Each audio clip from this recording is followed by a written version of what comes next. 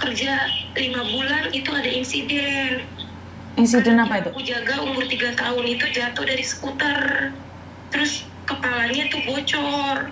Dibawalah ke rumah sakit. Terus abis itu pulang.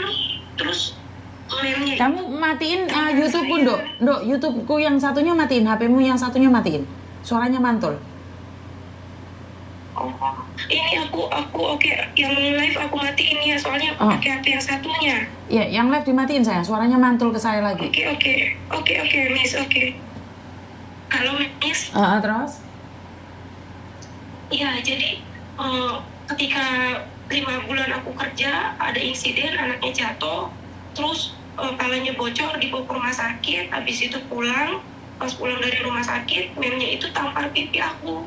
Nih sampai pipi aku bengkak. Sudah itu aku nggak rasakan. Ganti hari besoknya itu ada pembantu satunya yang jagain bayi baru lahir. Itu dia lihat pipi aku bengkak. Tadinya aku nggak tahu. Terus dia foto karena waktu itu HP aku disita. Di foto dia bilang nanti ini buat bukti suatu saat kamu ini bakal dibutuhin. Nah habis itu aku suruh minta obat karena pipi aku kan bengkak itu sakit. Jadi aku dikasih obat dari rumah sakit waktu memangnya habis lahiran itu, waktu habis lahiran bayi baru lahir itu. Nah di situ aku foto juga obatnya. Nah singkat cerita hari-hari itu bos aku tuh nggak baik kelakuannya. Ada botol susu aku salah nutupnya kurang kenceng, agak bocor sedikit. Itu botol susunya ditingkah ke aku, Mem. Terus pindah rumah aku lupa taruh colokan hotpot itu, dia marah-marah, terus kepala aku tuh dipukul sama sernya. Terus aku ada ancaman katanya kalau aku kabur dari sini dari rumah dia bakal ikutin aku, ancam aku dan bakal ke Indonesia untuk ngelakuin hal yang sama ke anak aku. Dia bilang kan, di situ aku tertekan, memang aku nggak bisa ngapa-ngapain. Akhirnya aku bertahan karena potongan gaji 7 bulan waktu itu. Setelah potongan selesai, aku langsung dapat update. Aku keluar dari rumah itu, aku pulang ke MOM. Aku buat pengaduan di MOM, kemudian MOM telepon polisi. Nah, bukalah kasus aku tuh. Aku nggak pulang ke rumah, bos aku nelponin aku, kirim blacklist aku, tapi polisi bilang kamu udah aman, kamu udah ditolongin sama kita. Terus aku di situ diinterogasi dari jam 5 sampai jam 12 malam kurang lebih. Dari kantor MOM aku jam 5, aku dibawa ke kantor polisi. Dari yang kecil sampai yang gede, aku tuh tidur di kantor polisi 1 malam. Terus di situ polisi tanyain semua dan aku kasih barang bukti semua yang ada. Sudah gitu polisi cuma bilang gini, terus kamu mau ngapain? Aku bilang mau pulang, aku trauma kerja, aku bilang aku takut, aku kerja nyari uang bukan untuk dipukulin orang, aku bilang gitu kan. Pokoknya perlakuannya sebenarnya banyak gitu, tapi saya potong aja ya. Ada kayak siram air panas, walaupun air panasnya nggak panas banget gitu sampai tangan saya merah. Terus saya juga pernah salah ngasih susu, bukan salah sih, bayi itu harusnya 2 jam kasih susu, tapi bayi itu nggak mau minum. Dan mereka bilang aku tuh kasih air susunya terlalu panas, manasin susunya. Padahal aku bilang kalau bayi kepanasan itu pasti dia nangis, bayi sensitif, bayi ini enggak, Miss. Terus air susunya itu selalu aku minum di depan dia, Miss. Sama orang aku baru ini minum bisa sama orang lain, Miss. Aku pengen pulang. Kejadian itu tahun 2022, Miss. Sampai sekarang kasusnya belum selesai.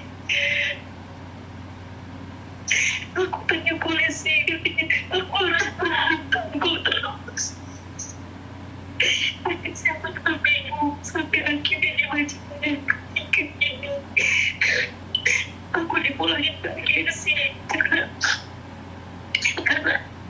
majikanku bilang sekarang kan posisinya aku ini lagi ditangani polisi karena dari bulan Maret aku udah minta pengaduan kalau aku tuh mau pulang gitu. Aku izin sama polisi, terus polisi bilang suruh tunggu nanti 1 bulan selesai. Aku tunggu 1 bulan gak kelar-kelar, 1 bulan lagi selesai sampai akhirnya itu dari pihak ICA imigrasi itu ada telepon ke aku, katanya duit aku udah mati, dan aku nggak tahu, bos aku juga nggak tahu.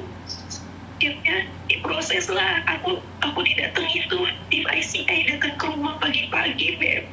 Terus aku sama bos aku itu dibawa ke kantor imigrasi, terus diinterview, ditanya, sampai aku bilang masalah paspor juga, aku ceritain aku mau pulang, aku udah bertahan, aku bilang aku cuma nunggu paspor aja, aku udah nggak bisa kerja.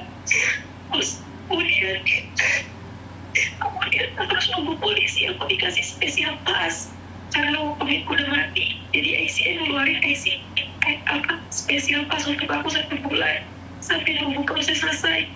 Udah 1 bulan aku tunggu, bis katanya belum selesai, ditambah lagi sama ICA itu 1 bulan, udah ditambah lagi, terus udah mati.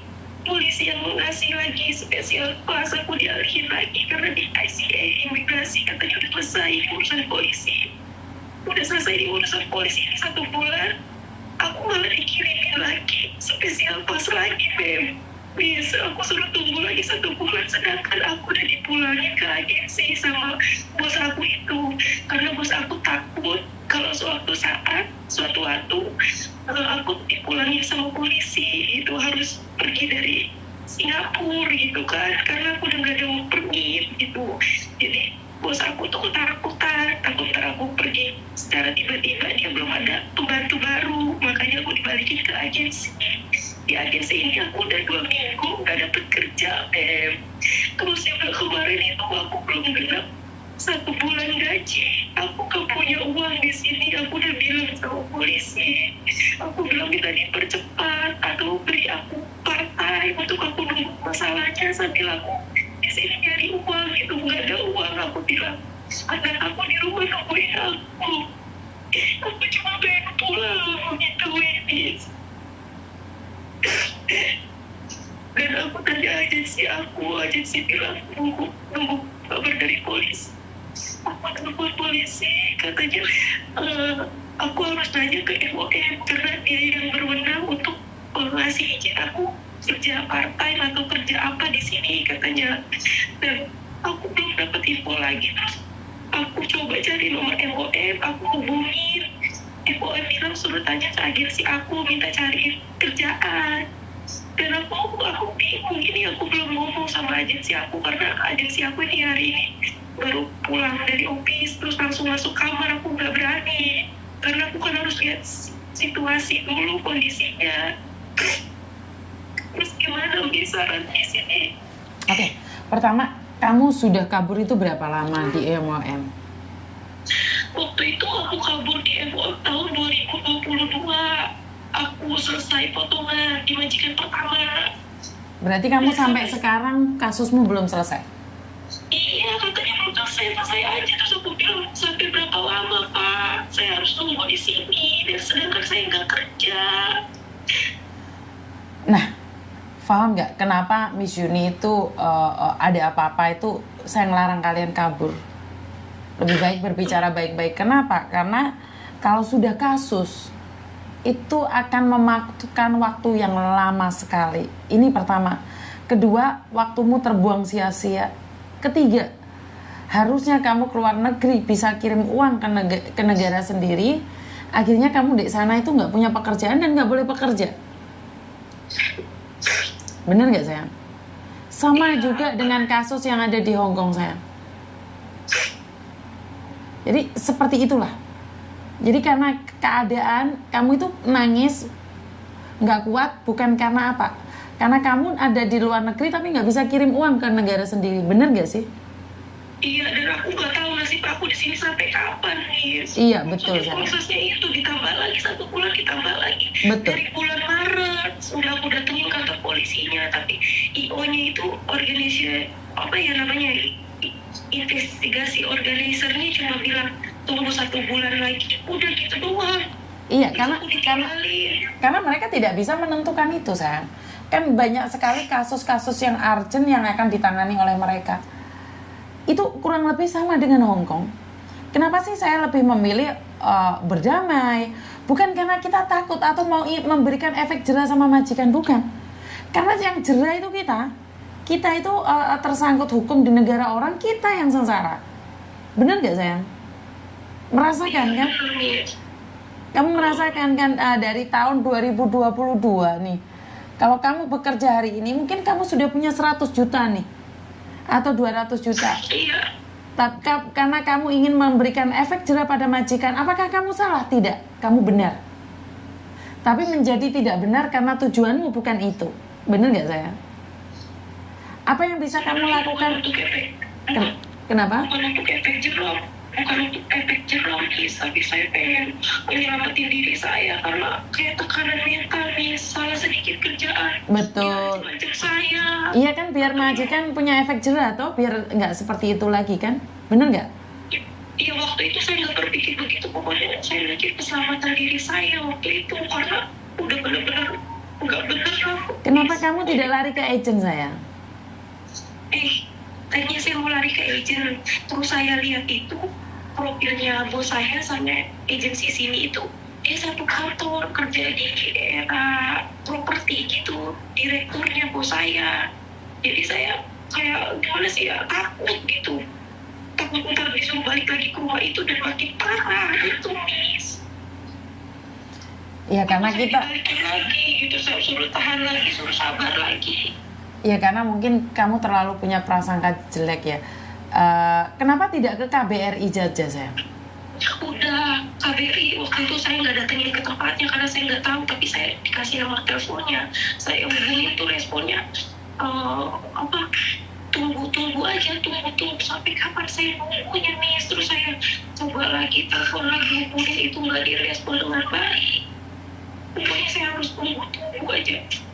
Dan saya juga waktu itu nggak kepikiran kalau sampai ibaratnya lari ke hukum ke polisi gitu, karena yang nggak saya pikirin gimana caranya saya minta tolong dulu gitu, mumpung saya ada kesempatan untuk keluar. Itu aja, Miss. Dan saya sampai sekarang ini ya udah kayak kebingungan aja gitu. Saya pasti besok kalau saya bangun, saya mau kasih tahu setan saya sama MOR itu kalau MOR udah bilang saya boleh cariin kerja sama agensi saya. Setahu saya kalau bermasalah dengan hukum kamu nggak boleh kerja, Sam. Kata polisinya kan saya tanya, udah Miss katanya kalau kamu mau kerja kamu balik lagi ke MOR tanya, katanya gitu. Gimana? Dok, jangan sambil berjalan.